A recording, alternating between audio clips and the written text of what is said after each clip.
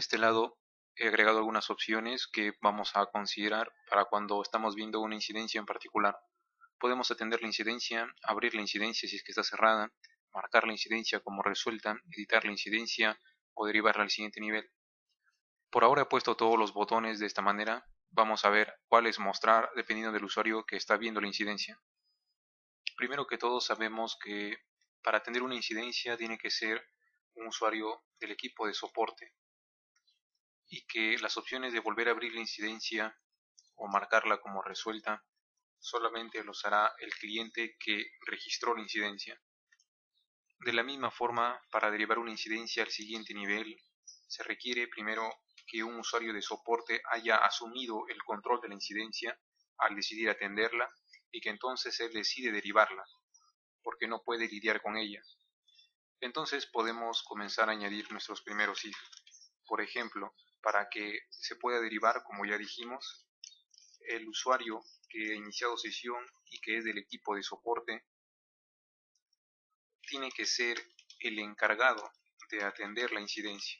Eso será cierto si es que el atributo support ID de la incidencia es igual al ID del usuario que ha iniciado sesión. Además, solamente se debe mostrar si es que la incidencia está activa. Recuerden que si la incidencia se ha cerrado, es decir, se ha marcado como resuelta, ya no se debe poder derivar. Al actualizar, en este caso se sigue mostrando el botón porque justamente se encuentra activa la incidencia y está asignada a esta persona. Para que alguien pueda abrir una incidencia o bien marcarla como resuelta, ya dijimos que tiene que ser el mismo usuario que creó la incidencia el que haga uso de estos botones. Eso lo identificamos a través del atributo client ID. Ahora bien, si actualizamos esos dos botones ya no aparecen más. Para lo que es atender incidencia, se requiere que la incidencia esté activa y asimismo se requiere que nadie le esté atendiendo aún. Por lo tanto, si la incidencia tiene como support ID el valor de null y además está activa, permitiremos que se atienda. Si actualizamos, nos encontramos con un error que también me estaban comentando por correo de alguien que tenía este problema. Cuando vean esto de acá, el error nos dice que hace falta de un else if, o bien de un else, o bien de un enif. Eso quiere decir que no hemos cerrado correctamente alguna de nuestras directivas if, y simplemente tenemos que hacerlo. Al actualizar vemos que ya nos hemos quedado solo con dos botones. No podemos resolver la incidencia o tratar de atenderla porque justamente ya le estamos atendiendo con este usuario soporte S1. Lo que podemos hacer es editar los datos de la incidencia o bien derivarla al siguiente nivel. Debemos permitir que alguien de soporte edite lo que el usuario ha escrito o más bien permitir que solo el usuario modifique esto. Eso depende cómo lo querramos orientar. Lo que sí es seguro es que nosotros aquí en la parte inferior vamos a tener un pequeño sistema de comunicación, una especie de chat en que el usuario de soporte escriba un mensaje, el cliente lo responda y se mantengan intercambiando mensajes a fin de que se conozcan más datos y la incidencia se pueda resolver. Vamos a iniciar sesión con el usuario que ha creado esta incidencia para ver qué es lo que ocurre. Bueno, aquí la incidencia se debería mostrar. Vamos a revisar qué es lo que está ocurriendo. Para ello nos dirigimos a la vista Home y vamos a inspeccionar la última sección, que es el último panel, con las incidencias que ha reportado el usuario que ha iniciado sesión. Aquí tenemos un arreglo que es incidentes reportados por mí. Esta variable viene desde el controlador Home Controller, desde el método index. Quiere decir que esto de acá no está dando los valores que se esperan. Dado que client ID está expresado correctamente de esta forma, el único problema puede ser el selected project ID. El selected project ID nosotros lo tomamos a partir del usuario y este usuario siempre va a tener un Selected Project ID porque en un video anterior nosotros hemos hecho que cuando el valor de Selected Project ID es null, se le asigne el primero de sus proyectos. Eso ocurre en el método Authenticated de Login Controller. Pero acá hay un grave error, un error de lógica que yo he cometido, y es el siguiente. Cuando un usuario inicia sesión, acá hacemos que si es administrador o cliente, no haga nada. Por lo tanto, no tendrá un Selected Project ID. Y solo si es de soporte y no tiene un proyecto seleccionado, se le asigna. Esto está mal, muy mal, porque el administrador y el cliente nunca tendrán un proyecto seleccionado desde el inicio. Tenemos que asignarle también a ellos un primer proyecto seleccionado.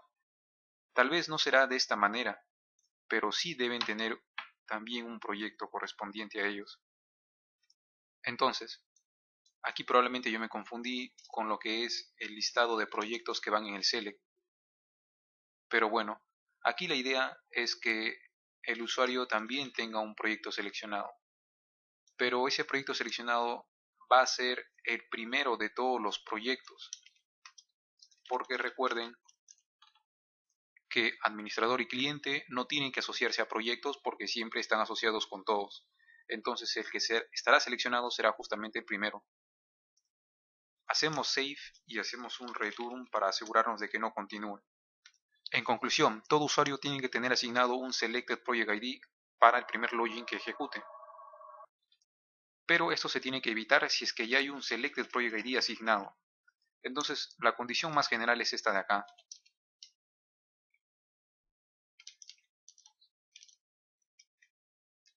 Si el usuario que acaba de iniciar sesión no tiene todavía un proyecto seleccionado, entonces haremos lo siguiente. Si es administrador o si es cliente, será el primero de todos los proyectos.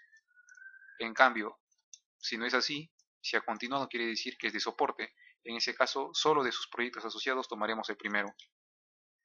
Puede que todavía no tenga proyectos asignados, ¿verdad? Bueno, eso ya es otra de las excepciones que debemos considerar. Lo anotaremos de este lado para no olvidarlo luego. Hasta aquí ya debería funcionar correctamente, sin embargo, para que el código sea más legible, vamos a quitar el return y vamos a añadir por aquí un else. Entonces, si el usuario es administrador o cliente, hacemos lo que está arriba y le asignamos el primero de todos los proyectos. Si no, si es de soporte, le asignamos el primero de sus proyectos.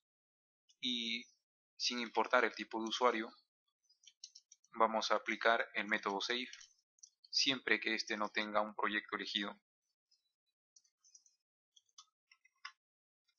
Y bien, ahora vamos a ejecutar nuevamente todo para que el Selected Project ID de todos los usuarios se limpie. Podemos ver ello y confirmarlo en nuestra base de datos. Ahora sí vamos a iniciar sesión con un usuario cliente. Lo que debe pasar es que se le debe asignar su Project ID. Ahí está, su Selected Project ID, y por lo tanto ya podemos ver las incidencias desde su primer login. Ahora sí vamos a lo que queríamos. Estamos aquí como clientes, vamos a inspeccionar la incidencia. Tenemos aquí tres opciones. Podemos editar la incidencia, marcarla como resuelta o volver a abrirla. Estos dos lo vemos porque somos clientes. Esas dos opciones lo vemos específicamente porque somos el cliente que ha creado la incidencia. Pero vamos a ver en qué caso ver uno u otro. Si es que la incidencia está activa, significa que no se ha cerrado todavía. En ese caso, la opción que debemos ver es que la podamos marcar como resuelta. De caso contrario, quiere decir que la incidencia ya se cerró y allí la opción debe ser otra. Debe ser la opción de volver a abrir la incidencia porque está cerrada. Entonces actualizamos y solamente tenemos ahora el botón de marcar como resuelto. Si le damos clic, se cierra y veremos el botón de volver a abrir la incidencia. Aunque todavía no programamos estos botones, ya tenemos definido un poco el flujo sobre lo que ve el cliente, sobre lo que ve el usuario del equipo de soporte. Vamos a empezar programando los botones más básicos. El más básico de todos vendría a ser la opción de atender incidencias si un usuario del equipo de soporte. Aquí no me aparece porque la incidencia ya se me asignó. Desde la base de datos vamos a quitarle aquí el valor de support ID para que aparezca que nadie le está atendiendo. Si actualizamos, el botón de atender incidencia aparece. Esto es lo que vamos a programar. Para atender la incidencia vamos simplemente a poner aquí un href en vez de un botón para que sea más sencillo para nosotros y no tengamos que usar JavaScript. La ruta que usaremos será incidencia ID y luego atender. El ID lo tenemos ya en nuestra variable incident, por lo que aquí lo mostramos de esta forma. Y vamos a ir pensando de paso ya en las rutas que usaremos para los demás botones. Por ejemplo, para marcar como resuelto será incidencia tal, resolver. Para abrir la incidencia usaremos incidencia tal, abrir. Para lo que es derivar, de la misma forma, vamos a derivar una incidencia y a pasarle el ID como parámetro. Ahora sí nos falta el de editar. Si ponemos un enlace significa que vamos a ir a otra página y por lo tanto tenemos que tener otra vista. Podemos hacer eso y mostrar una vista similar a esta, pero dando las opciones de editar. La otra forma sería usar JavaScript y que aquí mismo se puede editar. Pero para evitar usar mucho JavaScript y centrarnos solamente en Laravel, vamos a crear una vista nueva. Entonces esto ya no será un botón, sino que será también un enlace. Y la ruta será incidencia/id, simplemente. O para que no se preste a confusión, mejor le ponemos /editar.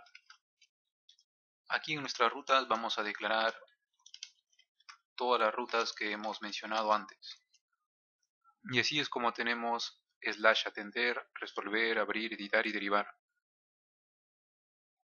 Probablemente mi inglés no sea muy bueno, sin embargo a atender le pondré take, a resolver solve, a abrir le pondremos open, a editar le pondremos edit y a derivar le pondremos next level. Nos vamos ahora sí a incident controller y aquí vamos a crear esos métodos. Aquí tenemos ahora los métodos creados con los nombres que hemos usado antes en las rutas. En el video siguiente vamos a implementar toda esta lógica para que funcionen correctamente y también estén validados.